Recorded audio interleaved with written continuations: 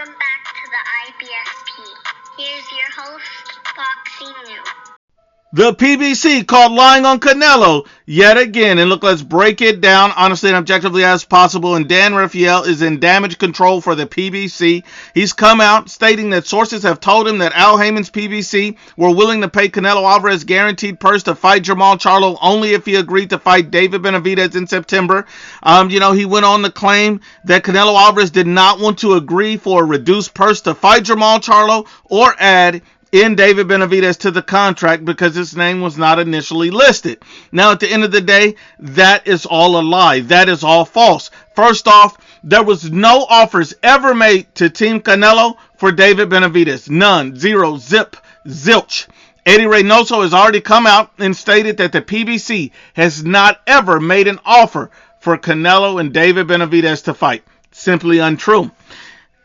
Eddie Reynoso also debunked the guaranteed purse offer of $55 million by the PBC to Canelo to fight David Benavidez. He said it never happened. He never got the offer. Sampson immediately deleted his tweet, realizing that it never happened. It's a damn lie. The PBC is caught in yet another lie. Saying they're making offers, they never made offers. Saying they're offering purses, they're never offering. And of course, Canelo Alvarez would be an idiot to take a reduced purse to fight Jermall Charlo. Only an idiot would do that. I mean, think about it like this.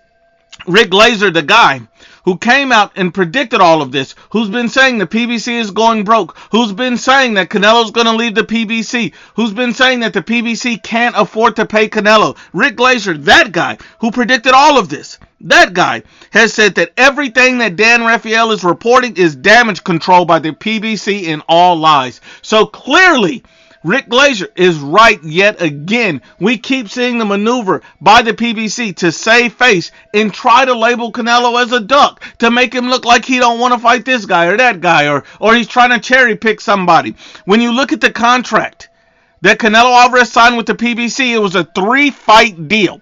On this 3-fight deal, Canelo Alvarez was supposed to fight both of the Charlos, Jermall and Jermell. Canelo already beat Jermell. Now he was about to fight Jermall. And he was supposed to be guaranteed $35 million. Not contingent upon Canelo trying to fight Jaime Munguia. Not contingent on adding anybody to his contract. But simply, by fighting Jermall Charlo, he was guaranteed $35 million. The PBC defaulted on a signed agreement because they were unwilling to pay Canelo Alvarez his guaranteed purse for Jermall Charlo. They defaulted on the agreement. They're in breach of contract. They simply could not afford to pay Canelo to fight Jermall Charlo. Period. That's what this all boils down to. The PBC did not have the money to pay Canelo Alvarez. The third fight on the agreement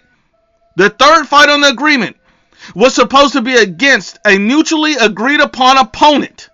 So they haven't agreed on the opponent for the third fight in September. It could have been Benavidez. It could have been Morrell. Could have been anybody.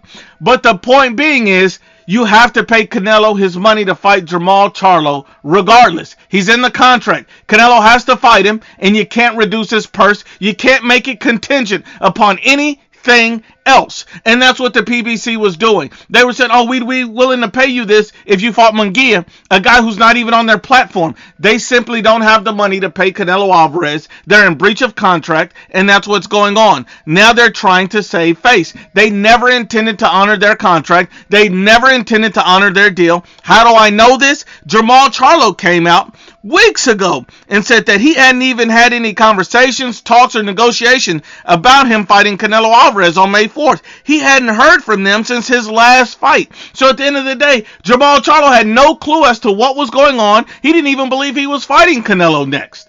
He hadn't even spoke to Al Haymon. Al Haymon had no intention of paying Canelo Alvarez his worth because he simply didn't have the money. They defaulted on a signed agreement, and they are in breach of contract. Now they're making up lies, perpetrating damage control to try to make Canelo Alvarez look like a duck. Because men lie, women lie, but the facts don't lie.